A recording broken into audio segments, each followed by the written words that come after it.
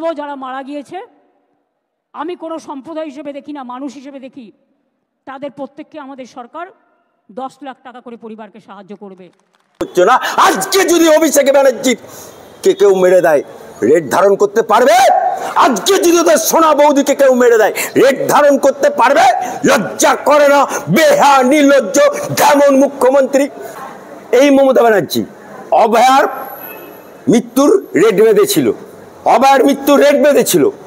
এখন তুমি স্বরাষ্ট্রমন্ত্রী, তুমি মুখ্যমন্ত্রী, তোমার এমপি, তোমার এমএলএ, তোমার পঞ্চায়েত, তোমার পৌরসভা, তোমার এসপি, তোমার পুলিশ, তোমার আইবি থাকা সত্ত্বেও সেখানে পাঁচটা মানুষের জীবন চলে গেল। আজকে তাদের রেড ধারণ করে মমতা বাবু, মমতা খালা, মমতা আপা, মমতা বেগম, মমতা ব্যানার্জি এই ইমাম মুয়াজ্জিন দিয়েছো তুমি, তাদেরকে বলছো আন্দোলন করো দিল্লিতে গিয়ে। তাহলে পাঁচটা প্রাণ চলে গেল।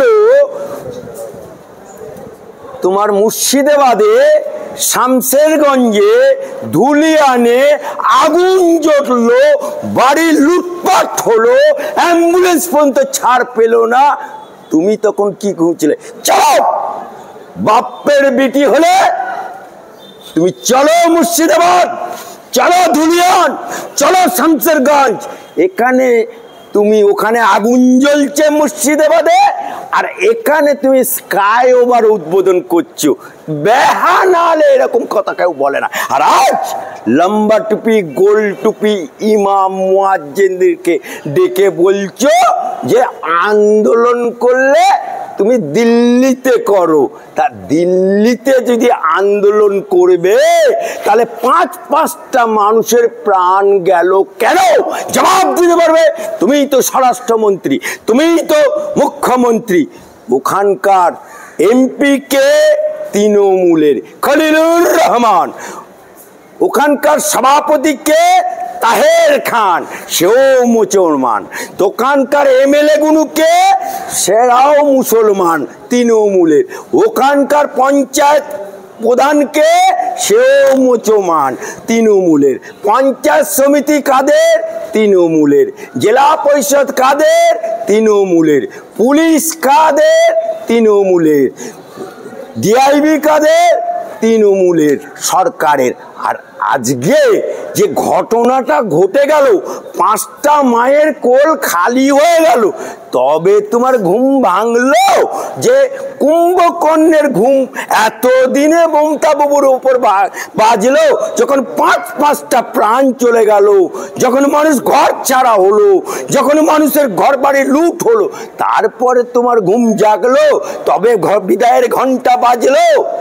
মুখ্যমন্ত্রী আজও বললেন, নেতাজি ইন্ডাস্ট্রিয়াল ইমাম মুয়াজ্জিন যারা ছিল, যে আপনারা আন্দোলন করুন, আমরা, আমার সরকার বা আমরা আছি, আমাদের এমপিরা আপনাদের দিল্লিতে পাশে থাকবেন। কিন্তু যখন বিল পাস হলো, রাজ্যের 3জন এমপি কিন্তু সেই সংসদে উপস্থিত ছিলেন না। কি বলবেন? এটাই তো মজার ব্যাপার। আমি যারা মুয়াজ্জিন ইমাম যারা এসেছিলেন, তাদের বুকের পাটা ছিল না? তারা তো বলে ইমামরা নামাজ পড়ায়, মুয়াজ্জিনরা আযান দেয়, এবং তারা বলে আল্লাহ ছাড়া আমরা কারোর কাছে মাথা নত করি না। ও ইমাম সাহেবেরা, ও মুয়াজ্জিন সাহেবেরা, তোমরা যদি মুসলমান হও, আমিও একজন মুসলমান, আমি সৈয়দ বংশের ছেলে। আল্লাহ ছাড়া যদি কারোর কাছে মাথা নত না করবে, তাহলে কেন মমতা ব্যানার্জিকে জিজ্ঞেস করলে না যে সংসদের বুকে তোমার পাঁচটা এমপি ভোট দিতে গেল না কেন?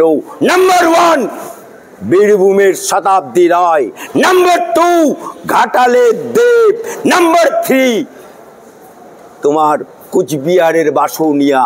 এদেরকে তৃণমূল সাসপেন্ড করেছে, এদেরকে বহিষ্কার করেছে। কোন ইমামের হিম্মত হয়েছে? কোন ইমাম সাহেবের হিম্মত হয়েছে? কোন মুয়াজ্জিনের হিম্মত হয়েছে প্রশ্নটা করতে পারেনি। আজ এই ইমাম সাহেবদেরকে বলি, এই মুয়াজ্জিন সাহেবদেরকে বলি, তোমরা ধর্মীয় জলসায়, ইসলামিক জলসায়, মসজিদে মসজিদে কি বলো যে এতিমদের সম্পত্তি, নাবালকদের সম্পত্তি, বিধবার সম্পত্তি যদি কেউ খায় সে শুয়োরের গোস্ত খায়, সে মায়ের সাথে জিনা করার মতো সমান।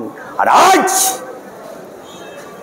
এই সম্পত্তির টাকা যখন মুয়াজ্জিন ইমামদেরকে দিতে করলো মমতা ব্যানার্জি, বললো মমতা সরকার দিচ্ছে, জিন্দাবাদ জিন্দাবাদ। কিন্তু পরবর্তীকালে আমার হাইকোর্টে কেস হওয়ার পরে বলে না, আমি ওই সম্পত্তি ওয়াকফের টাকা থেকে দিচ্ছি। তাহলে ওয়াকফের টাকা যদি না হয়, তাহলে যে ইমামরা, যে মুয়াজ্জিনরা নামাজ পড়ায় তাদেরকে বলছি, তাহলে তোমরা তো হারাম খাচ্ছ, তোমাদের পেছনে কি নামাজ হবে?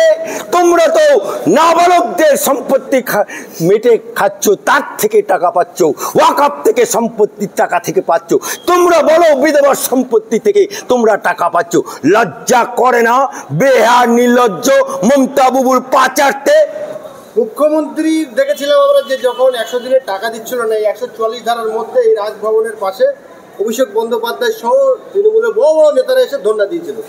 কিন্তু মুখ্যমন্ত্রী বলছে সংখ্যালঘু ধরবে, তাহলে মুখ্যমন্ত্রী কেন বলছেন যে এখানে ধর্ণা দেবেন, আমরা দিল্লি থেকে ধর্ণা দেব? ওই 100 দিনের যখন কাজের টাকা আলালের ঘরের দুলাল, বুয়ো 7 লক্ষ ভোটে জেতা, গরু চোরের মাথা, বালি চোরের মাথা, ইট চোরের মাথা, শিক্ষা চোরের মাথা, মাননীয় সাংসদ অভিষেক ব্যানার্জি কি বলেছিল? আমি চললাম 100 দিনের টাকা, কাজের টাকা উদ্ধার করব দিল্লিতেই। আমরা দিল্লিতে কি দেখতে পেলাম? দিল্লির ওখানে পঞ্চায়েত দপ্তরে গিয়ে সেখানে ধর্নায় বসে গেল।